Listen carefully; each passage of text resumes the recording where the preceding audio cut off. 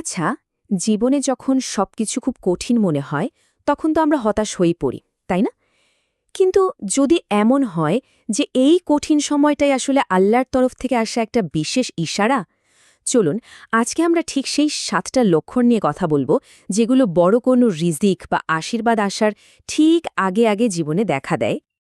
কখনো কি এমনটা মনে হয়েছে যে জীবনের সবকিছু যেন কেমন ভেঙে চুরে যাচ্ছে?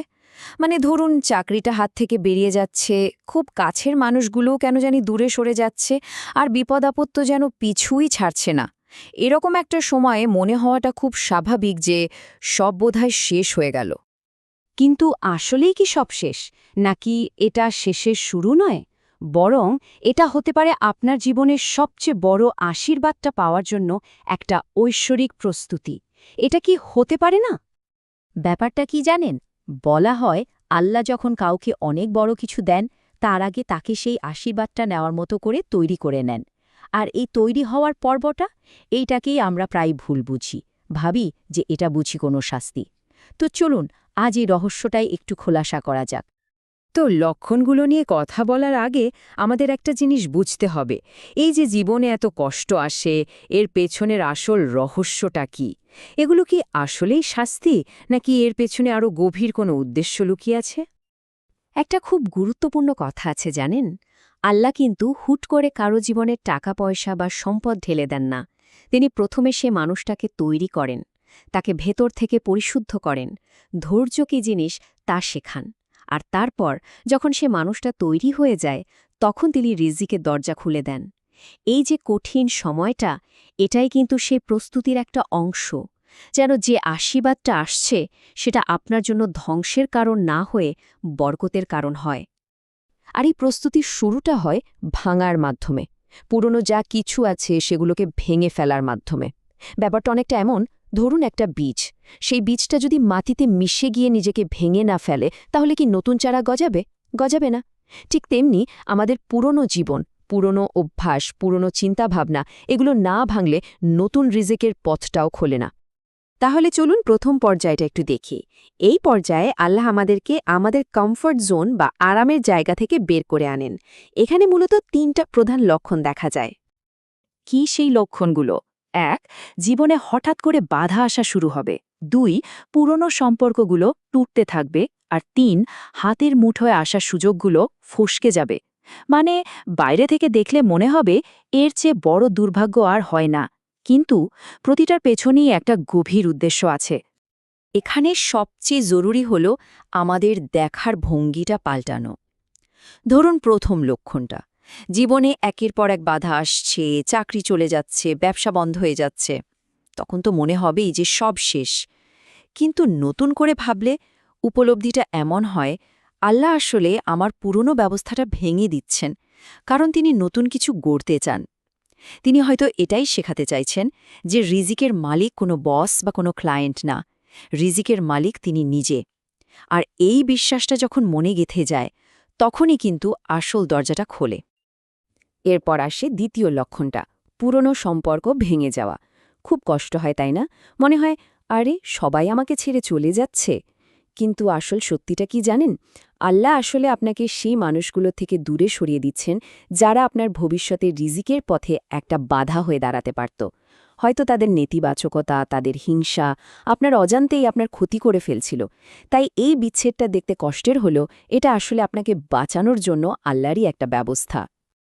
তো বাইরের পৃথিবীটা যখন এভাবে ভেঙে ছুড়ে যায়, তখন শুরু হয় দ্বিতীয় পর্যায়। এটা হলো ভেতরের পরিশুদ্ধি আর আধ্যাত্মিক জাগরণের সময়।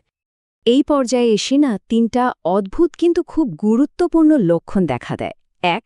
মানুষ হঠাৎ করে খুব একা অনুভব করে। 2. পুরনো ভুল বা পাপের কথা মনে পড়ে আর অনুশোচনা হয়। আর 3. ইবাদতের দিকে মনটা ঝুঁকে পড়ে। এই 3টাই আসলে আত্মশুদ্ধির লক্ষণ, যা আপনাকে ভেতর থেকে একদম নতুন করে গুছিয়ে তোলে। চতুর্থ লক্ষণটা হলো এই একাকিত্ব। হঠাৎ করেই দেখবেন মনটা কেমন শান্ত হয়ে গেছে, একা একা থাকতে ভালো লাগছে। আসলে কি হয়, যখন আমাদের মনটা বাইরের দুনিয়ার হইচই থেকে একটু খালি হয়, ঠিক তখনই তো সেখানে আল্লাহর আলো ঢোকার সুযোগ পায়। এই যে একা থাকা, এই নির্জনতা, এটা আসলে আল্লাহর তরফ থেকে একটা আমন্ত্রণ। তিনি চান আপনি নিজের দিকে একটু তাকান, নিজের আত্মার কথাটা একটু শুনুন। এরপর আসে পঞ্চম লক্ষণ। হঠাৎ করে দেখবেন পুরনো সব ভুল, সব পাপের কথা চোখের সামনে ভাসছে, আর মন থেকে তওবা করার একটা তীব্র ইচ্ছা জাগছে। এটা কিন্তু কোনো কাকতালীয় ঘটনা না। আল্লাহ চান আপনি ভেতর থেকে পরিষ্কার হয়ে যান। কারণ বলা হয় পাপ রিজিককে আটকে দেয়, আর যখন একজন মানুষ মন থেকে মাফ চায় তখন তার মনটা একদম হালকা হয়ে যায়। আর ওই পরিষ্কার মন থেকেই নতুন নতুন আইডিয়া আসে, নতুন পথ খুলে যায়, যা তাকে রিজিকের দিকে নিয়ে যায়। ষষ্ঠ লক্ষণটা আরও সুন্দর। এবাদতের দিকে হঠাৎ করে আগ্রহটা অনেক বেড়ে যায়।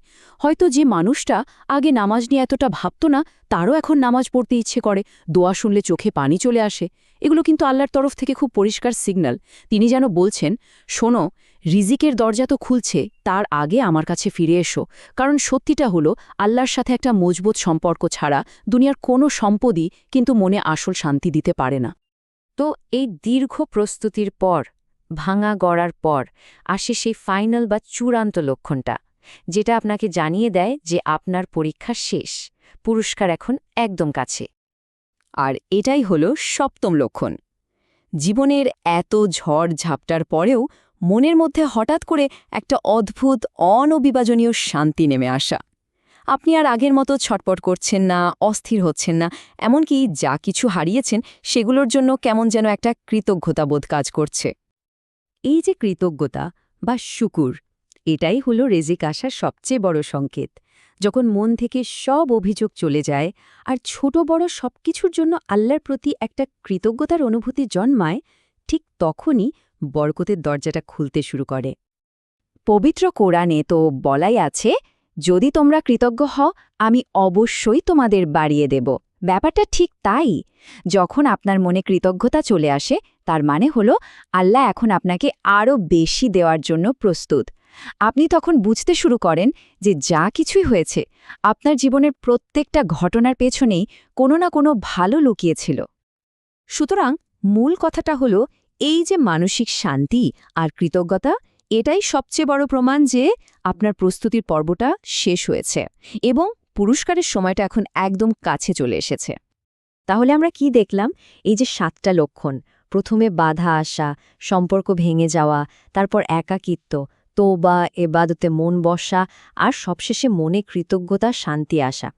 এগুলো কিন্তু কোনো আলাদা আলাদা ঘটনা নয়, বরং এগুলো সবই একটা ঐশ্বরিক প্রস্তুতির এক একটা ধাপ। তাই আজ যদি আপনার জীবনেও এরকম কোনো কঠিন সময় চলতে থাকে, তাহলে একদম ভয় পাবেন না। ভাবুন তো, একজন কুমার যেমন মাটিকে পিটিয়ে ঘুরিয়ে একটা সুন্দর পাত্র তৈরি করেন, ঠিক তেমনি আল্লাহ হয়তো আপনাকে এই কষ্টের মধ্যে দিয়ে আরও বড় কিছু দেওয়ার জন্য প্রস্তুত করছেন। শুধু মনে রাখবেন, এই কঠিন সময়টাই হয়তো আপনার জীবনের সবচেয়ে সুন্দর অধ্যায়ের একদম শুরুর মুহূর্ত। এখন শুধু নিজেকে প্রশ্ন করার পালা, আপনার জীবনের এই কঠিন সময়টা, এটা কি শুধু একটা সমস্যা, নাকি এটাও আল্লাহর তরফ থেকে কোনো সংকেত? হতে পারে আল্লাহ আপনার জন্য রিজিকের এক নতুন দরজা খোলার প্রস্তুতি নিচ্ছেন।